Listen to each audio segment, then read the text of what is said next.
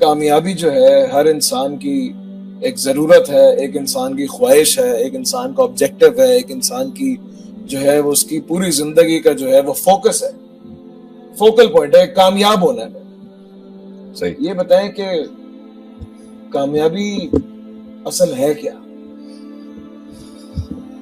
دیکھیں بسم اللہ الرحمن الرحیم، دیکھیں ایک ہے گرینڈ دا لارجر پکچر، ایک کلی لحاظ سے بڑی پکچر جو ہے، اس میں تو ایک ہی جواب ہے، اعوذ باللہ من الشیطان الرجیم، فمن زحزح عن النار وادخل الجنہ فقد فاز.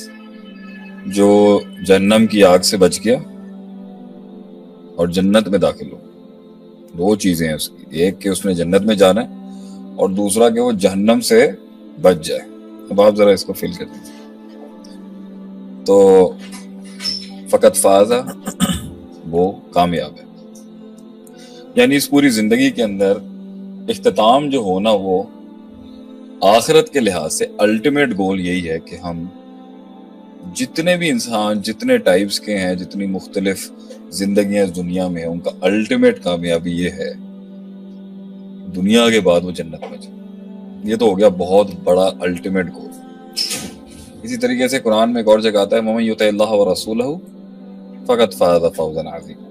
خطبے میں بھی یہ بہت پڑھتے ہیں آپ لوگ. جس نے اس دنیا کے اندر اللہ کے نبی صلی اللہ علیہ وسلم کی اور اللہ کی میتھڈالوجی کے اوپر زندگی گزار دی نا، وہ کامیاب ہے.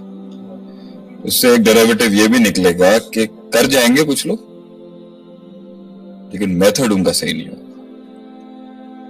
تو اس کے اوپر ایک بڑی بات یہ آتی ہے کہ کچھ لوگ کہتے ہیں یار منزل اور مقصد تو سب کا ایک ہی ہے، طریقہ کار کچھ بھی ہو سکتا ہے. تو اس میں ہم یہ کہتے ہیں تو پھر تو آیت ہونی چاہیے تھی نا، مَمَن یُطِعِ اللَّهَ، جو اللہ کی اطاعت کرے اور اپنے دل سے کرے، the way he feels like, whatever he does، فقط فاز فوزا عظیم. لیکن رسول کی شرط ہی اس لیے لگائی گئی ہے کہ جو میتھڈ ہوگا نا وہ من چاہا نہیں ہو سکتا. تو اس زندگی کے اختتام پر دو چیزوں کا نام جو ہے وہ کامیابی ہے. آواز اونچا کرنے کا کیا جا رہا ہے، ہمیں تھوڑا وارم اپ ہونے دیں پھر انشاءاللہ آواز نکلے گی. آج ہم کافی تھکے ہوئے ہیں.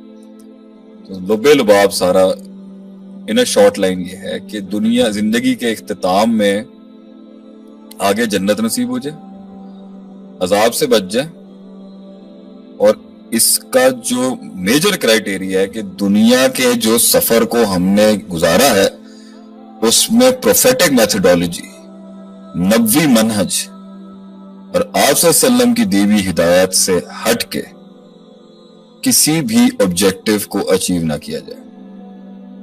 تو آبجیکٹو اچیو ہوں گے اس دنیا میں بہت سے لوگوں کے، میں آؤں گا اس کے اوپر. اب اس کے اندر جتنی بھی دنیا کے گولز ہیں وہ اس میکرو کے اندر ہیں، لیکن اس کے اندر بھی حقیقی کامیابی وہ ہے جو آپ صلی اللہ علیہ وسلم کی میتھڈالوجی کو کمپرومائز نہ کرے، سمجھوتا نہ کرے کسی بھی میکرو یا مائکرو یا کلی یا جزئی جنگ یا سٹرگل یا جد و جہد یا منزل کو حاصل کرنے کے لیے.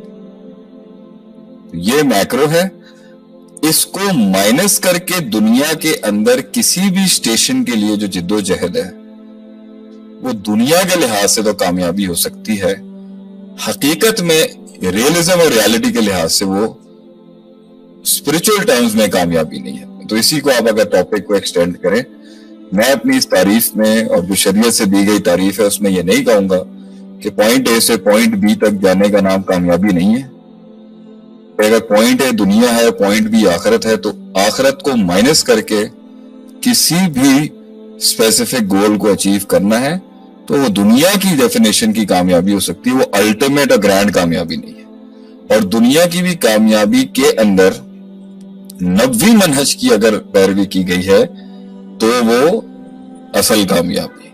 اگر وہ نبوی منہج سے ہٹ کر یا آخرت کو مائنس کر کے دنیا میں کسی شخص نے کسی مقام مرتبے کو اچیو کیا ہے تو دنیاوی ٹرمز میں اس کو جو کامیابی کہا جاتا ہے اس کو ڈیفینیٹلی ہم ایک ایج ضرور دیں گے، لیکن ٹوٹیلرین کے اندر اسپرچول ٹرمز میں ڈیوائن کے لحاظ سے اور الٹیمیٹ کے لحاظ سے وہ مسلمانوں کے لیے وہ کامیابی نہیں ہے، وہ دنیا والوں کے لیے کامیابی ضرور ہے.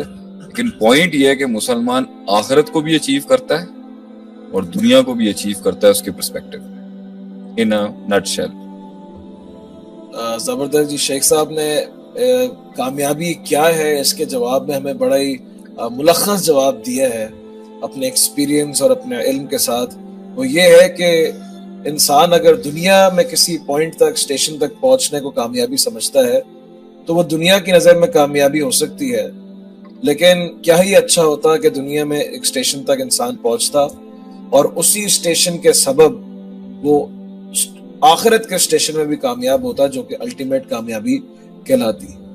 شیخ یہاں پہ ایک سوال پیدا ہوتا ہے اور جو ہم اپنے معاشرے میں دیکھتے ہیں, آپ دونوں کو ضرور لے کے چلیے, جو ہم نے بھی اپنے بچپن سے جو ایک چیز پائی ہے وہ یہ ہے کہ کامیابی کو اطمینان کے ساتھ جوڑا گیا کہ اگر آپ کامیاب ہیں تو آپ کے پاس دنیا میں اطمینان ہے, اور اطمینان کو دنیا کے اندر چیزوں کے حصول, خواہشات کا پورا ہونا, مال, پیسہ, دولت, رشتے, ان کے اندر انسان کو کمال تک پہنچنا, ان سب چیزوں کے ساتھ اطمینان کو جوڑ کر اور اس اطمینان کو کامیابی قرار دینا کہ اگر آپ کے پاس یہ ہے تو آپ دنیا کے اندر کامیاب ہیں.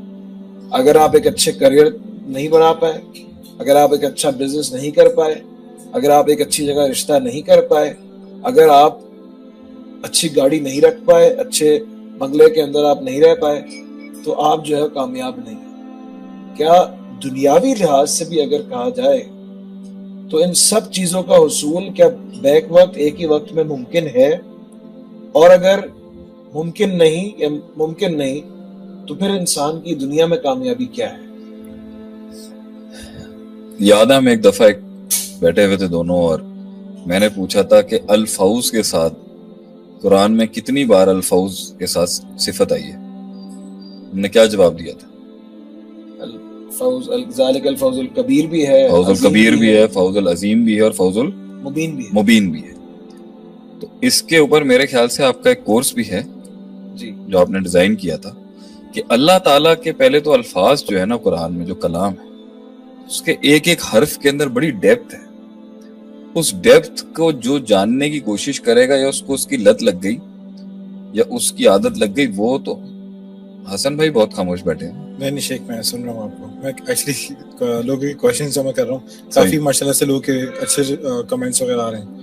تو الفوز کہتے ہیں عربی میں, فاز بھی اسی سے نکلا جو میں نے پہلے آیت پڑھی. اب ابھی فازا فا الف ز فازا فوز عربک کے اندر سکسیس کے لیے بولا گیا. اب پہلی دو آیتیں جو میں نے پڑھی وہ ہے فمن زحزح عن النار وادخل الجنہ فقط فاز, جو آگ سے بچ گیا جنت میں داخل ہو گیا وہ کامیاب. من یطع اللہ ورسولہ فقط فاز فوزا عظیما, فازا فوزا عظیما. ٹھیک ہے, دو صفات لگا کے منصوب آئی ہیں یہاں پر. یہ فازا بھی ہے وہ کامیاب ہو گیا, اور عظیم کامیابی ہو گیا. فوزا عظیما بھی آ گیا, فوز الکبیر.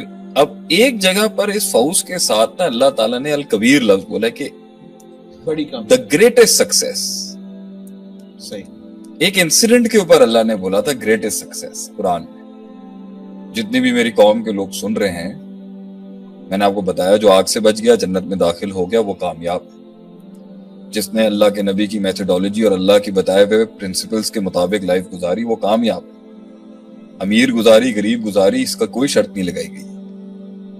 ٹھیک ہے. تیسرے لیول پہ اب میں ڈسکس کر رہا ہوں کہ اللہ نے قرآن میں ایک جگہ کہا الفوز الکبیر, اور اصول تفسیر کی بہت بڑی کتاب بھی ہے یہ, شاہ ولی اللہ محدث دہلوی رحمہ اللہ علیہ کی الفوز الکبیر, 8ویں سال میں جو پڑھائی جاتی ہے. الفوز الکبیر سورہ بروج میں آئی ہے اصحاب الاخدود کے معاملے, کہ وہ ایک بادشاہ ہوتا تھا دقیانوس, یمن کے کسی سدن عربیہ کے اندر. تو وہ بڑا لمبا قصہ ہے. وہ چاہتا اس کی جو سلطنت کھڑی تھی وہ جادو پہ کھڑی تھی.